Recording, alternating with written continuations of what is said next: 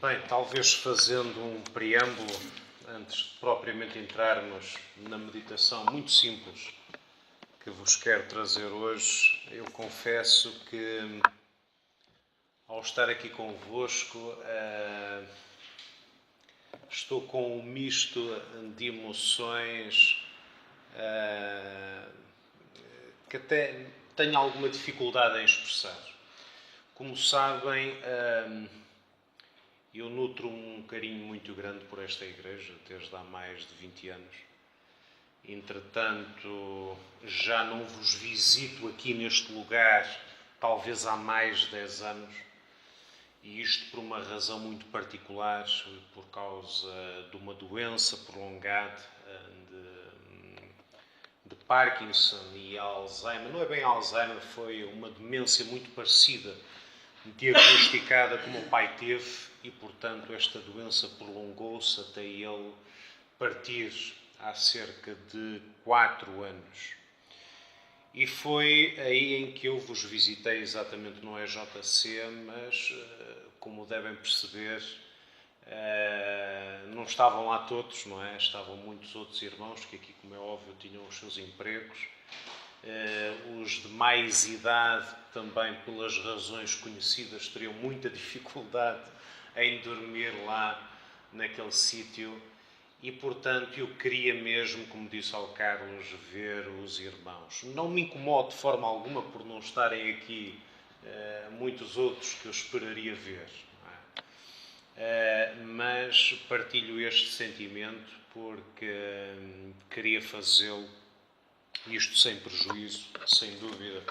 O Senhor me vai dar graça para me manter firme e linear naquilo que vos quero dizer. E aquilo que trago à vossa consideração são apenas 2 versículos muito conhecidos na Escritura. O primeiro encontra-se em Mateus, capítulo 27.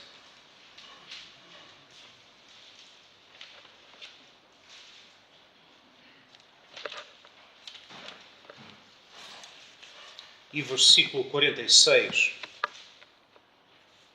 E queria exatamente apropriar-me deste versículo para considerar este porquê de Nosso Senhor Jesus Cristo. Mateus, capítulo 27 e versículo 46. Mateus 27, 46, lemos assim: E perto da hora 9, exclamou Jesus em alta voz, dizendo: Eli, Eli, lama sabachthani, isto é, Deus meu, por que me desamparaste? E aparece este primeiro porquê, proferido por Nosso Senhor Jesus Cristo. O segundo porquê, proferido por Ele mesmo, também, encontra-se no livro dos Atos dos Apóstolos, capítulo 9,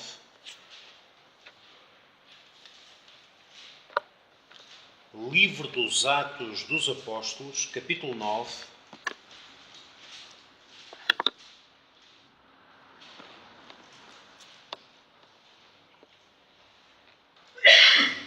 e versículo 4.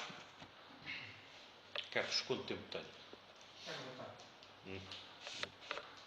Eu não me demoro muito. Portanto, Atos... Não preciso. Capítulo 9 e versículo 4, lemos assim: E caindo em terra, ouviu uma voz que lhe dizia: Saulo, Saulo, por que me persegues? Por que me persegues? Eu queria exatamente considerar estes 2 porquês de Nosso Senhor Jesus Cristo.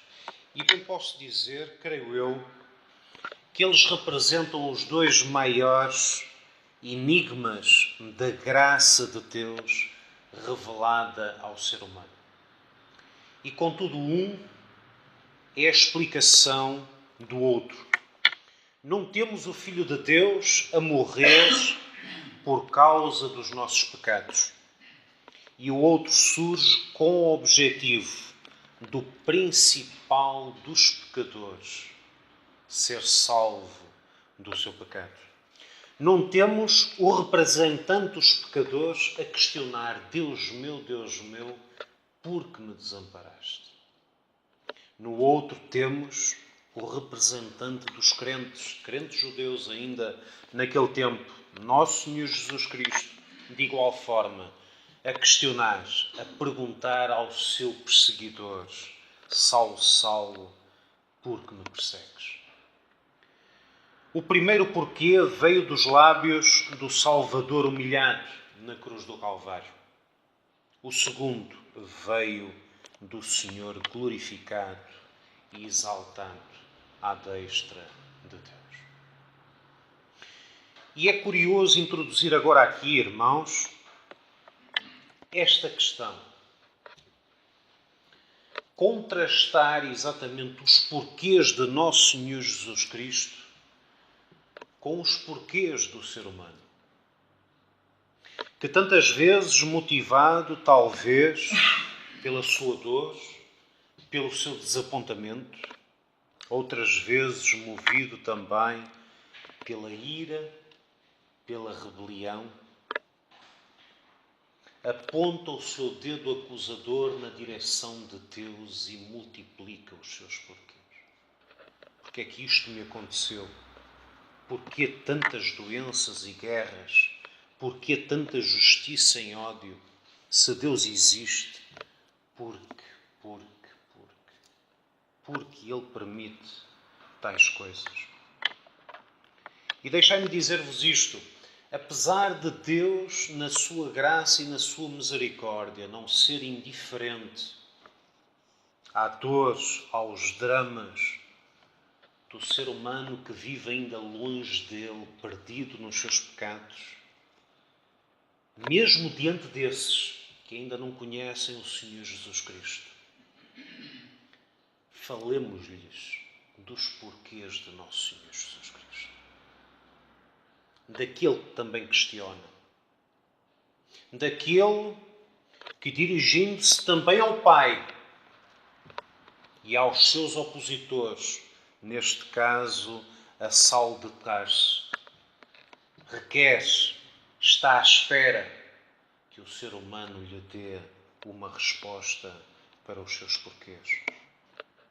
E, na verdade, nós assim podemos compreender pelas Escrituras que, por um lado, apesar da razão principal dos males que acontecem neste mundo ser o pecado, por outro lado, nós podemos perceber, através destes dois porquês que nosso Senhor Jesus Cristo preferiu,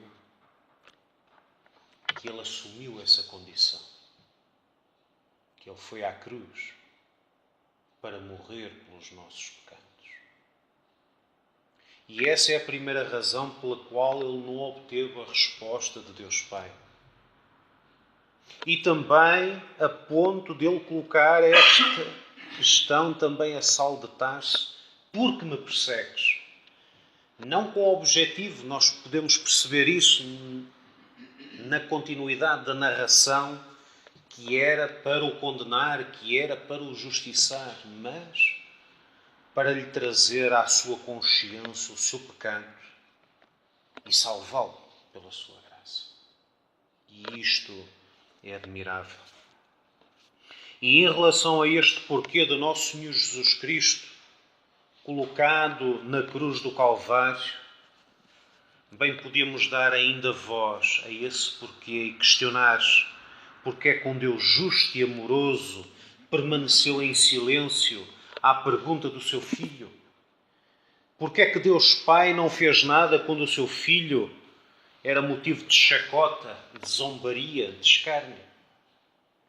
Porque é que Ele permaneceu ali em silêncio, sem fazer nada, sem enviar, por exemplo, as suas hostes angélicas, quando o nosso Senhor Jesus Cristo estava a ser espancado, maltratado e, por fim, crucificado na cruz? Porque é que Deus abandonou o seu Filho, quando, na verdade, antes tinha dado testemunho a seu favor.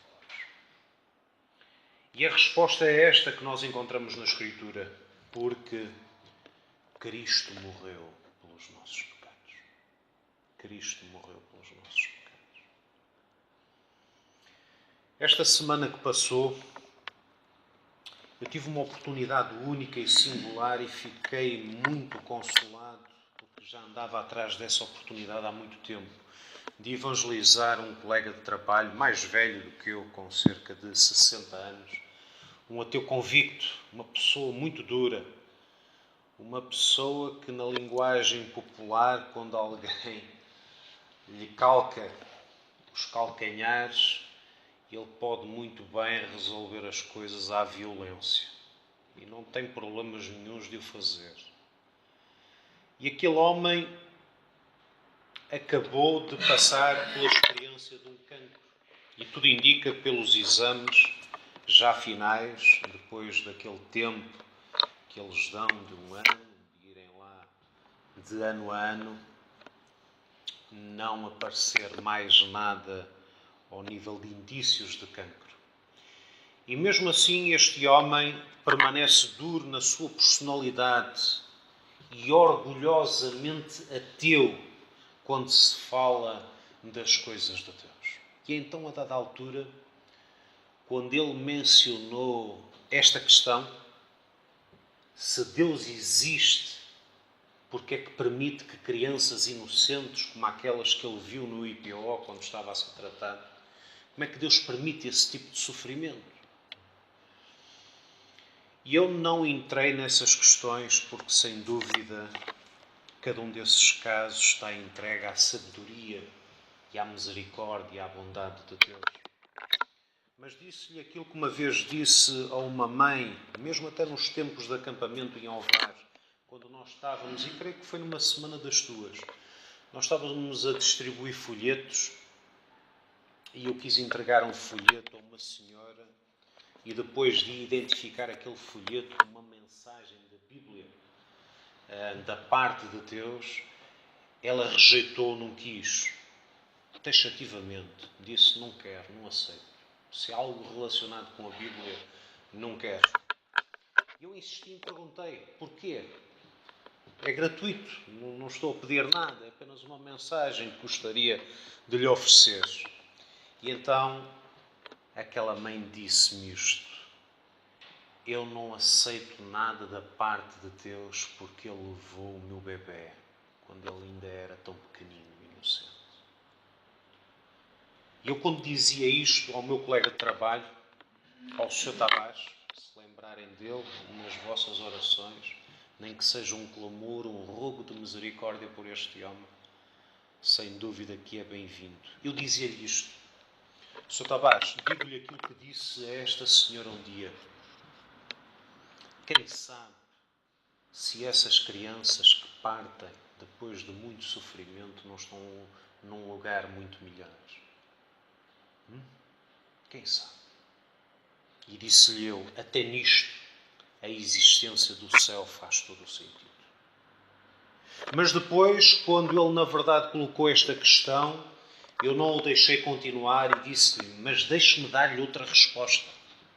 Sabia que a dada altura o próprio Filho de Deus, dirigindo-se ao Pai, também o questionou? Também perguntou-lhe porque é que ele, Deus Pai, Deus todo misericordioso, Deus todo bondoso, o desamparou, o próprio Filho de Deus, aquele que viveu neste mundo em santidade.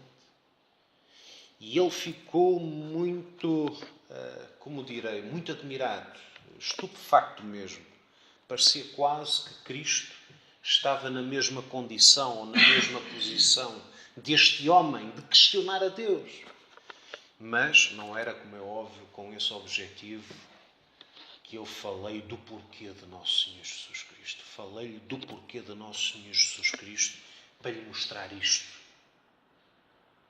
Que a razão deste porquê é precisamente a prova de que Deus é justo, de que Deus condena, mas que Deus é amoroso e quer salvá-lo a si, como me salvou a mim.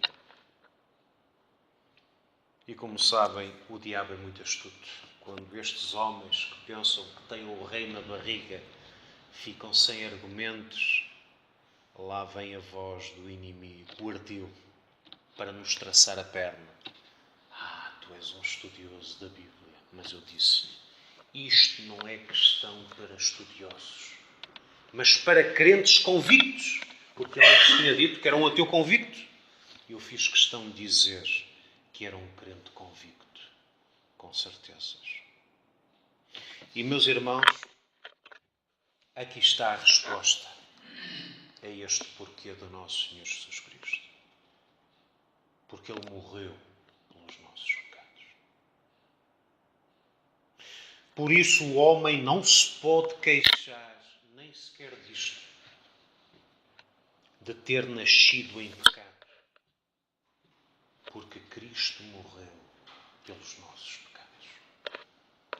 O homem não pode dizer que não tem culpa, porque Cristo morreu pelos nossos pecados, assumindo toda a culpa inerente a isso mesmo. O homem não pode escusar-se da sua responsabilidade diante de Deus. Cristo assumiu-a. Por isso morreu pelos nossos pecados. Ele assumiu a nossa condição e responsabilidade diante de Deus. Nem muito menos o homem pode se insurgir contra a justiça de Deus. Nosso Senhor Jesus Cristo submeteu-se a ela. Não se pode desculpar dos seus pecados. Nosso Senhor Jesus Cristo não o fez. Identificou-se com eles e morreu pelos nossos pecados. Não pelos outros somente, mas pelos nossos. Não nos podemos desculpar. E o homem não se pode, muito menos, queixar da falta do amor de Deus, porque Cristo morreu pelos nossos pecados. Por isso, Paulo, completamente convertido a esta verdade que nós devemos guardar até ao fim, não somente como base da nossa fé, que um dia nos proporcionou essa salvação que há em Cristo Jesus, mas também como um modelo de vida. Paulo dizia, agora já estou crucificado com Cristo e vivo não mais eu, mas Cristo vive em mim.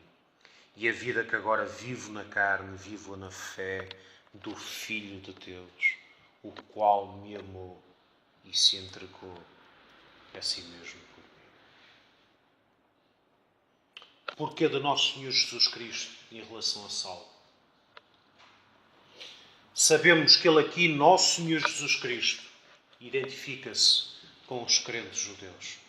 Aquele remanescente que, ao contrário do povo, não tinha rejeitado o Messias e teve a coragem de se identificar com o seu Messias, de levar a sua cruz com todas as consequências naquele tempo de quem se identificava com aquele que era tido como um impostor, como um condenado como todos os outros. E por isso nosso Senhor Jesus Cristo, virando-se para Saulo de Tarso, faz-lhe esta pergunta: Saulo, Saulo, por que me persegues?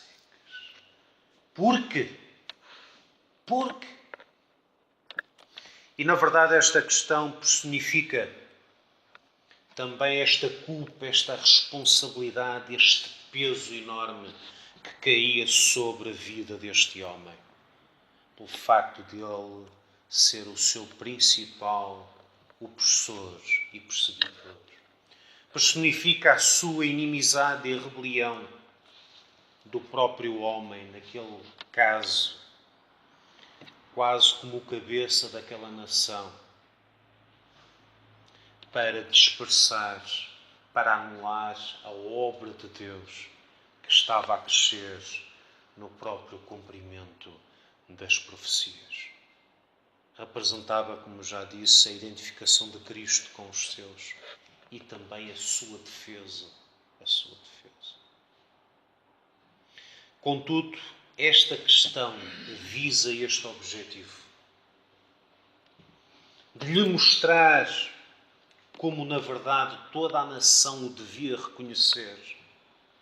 A culpa, o tamanho peso desse pecado que caía sobre Israel e sobre este cabeça, como o principal opositor agora de Cristo e também da sua rejeição, mostrando exatamente essa culpa, para que ele o pudesse reconhecer a ponto de ser salvo pela graça que nosso Senhor Jesus Cristo agora manifestava a um homem como este. Mas sem antes ele ter ouvido esta questão: Saulo, Saulo, porque me persegues? Porque me persegues? Mas na verdade, graças a Deus, o Senhor salvou de uma forma única, que a mim me impressiona, quase como encostando este homem à parede, de forma a que ele ficasse sem qualquer defesa, mas completamente apercebido quão grande era o seu pecado, mas também como maior era, mais abundante era a graça que nosso Senhor Jesus Cristo manifestava em salvar este homem. Ele converteu-se. O Senhor fez dele um vaso escolhido, um apóstolo, enviado aos gentios para dar a conhecer esta boa nova, que salva almas, salva pecadores, e pelo facto de ele ter sido salvo como exemplo de todos aqueles que haviam de crer em Cristo para a vida eterna, não há nenhum pecador, por mais pecador que seja, que possa ficar de fora, pelo facto de Deus ter salvo este tão grande pecador, o principal dos pecadores. E deixai-me por último concluir com isto, irmãos. Concluir dizendo, talvez para criar aqui um certo equilíbrio, que quando um crente, mesmo à semelhança do apóstolo Paulo, se converte, e nós aqui sabemos, irmãos mais velhos sabem por experiência, a nossa vida não é nada fácil como crentes. É uma vida de luta, de dor, de aflição tantas vezes. Sabemos que o Senhor tem as suas bênçãos, a sua compensação de verdadeira alegria, de verdadeira paz, de verdadeira confiança, que nos anima a continuarmos confiados nele. Mas as dificuldades passam pela nossa vida e nós trememos. E mesmo o crente, tantas vezes, também faz esta pergunta: porquê, Senhor? Porquê? Nós temos o exemplo de nosso Senhor Jesus Cristo, como já vimos. No caso dele, único e peculiar. Mas aquilo que nos consola é sabermos hoje a razão do seu porquê. E sabermos que, na verdade, depois de ele ter cumprido essa obra tão extraordinária, a obra da nossa salvação, Deus o exaltou soberanamente e deu-lhe um nome que é sobre todo o nome. E, portanto, nós podemos compreender que muitas das razões que satisfazem os nossos porquês, que talvez serão desvendados na eternidade, na manifestação da glória de nosso Senhor Jesus Cristo. Pois Ele nos diz também a nós que somos seu povo, que fazemos parte da sua igreja, que as nossas aflições não são para comparar com a glória que um dia se irá manifestar em nós também. Já o salmista, a dada altura, colocava estas perguntas a Deus: rejeitará o Senhor para sempre e não tornará a ser favorável? Cessou para sempre a sua benignidade? Acabou-se já a promessa de geração em geração? Esqueceu-se Deus de ter misericórdia? Ou encerrou Ele as suas misericórdias na sua ira? E depois eu gosto desta expressão que aparece logo de seguida, entre parênteses, Selah. Pausa para meditar. Quase que imagino o salmista a parar, a pôr a mão na boca e a dizer assim para consigo próprio: mas afinal, o que é que eu estou para aqui a dizer em relação a Deus? E então ele continua e diz: isto é enfermidade minha, mas eu me lembrarei dos anos da destra do Altíssimo. A sua confiança foi reposta. E os porquês de Jó? Nós hoje conhecemos toda a história, do fim para o princípio e vice-versa. Mas pensemos e estudemos este livro na perspectiva de Jó, à medida que cada minuto, cada hora ia sendo avançada no tempo, e ele nada conhecia daquilo que nós hoje conhecemos, do final. E assim podermos erguer bem alto que, apesar de ele não conhecer nada daquilo que era o seu final, mesmo no meio da dor dos seus porquês, ele dar este testemunho: eu sei que o meu Redentor vive e por fim se levantará sobre a terra. Os meus olhos e não outros o verão. E, meus irmãos, gosto destas palavras porque elas, face à esperança que nós hoje, corpo de Cristo, temos em Cristo, passando a redundância, ainda têm mais peso. Têm mais peso.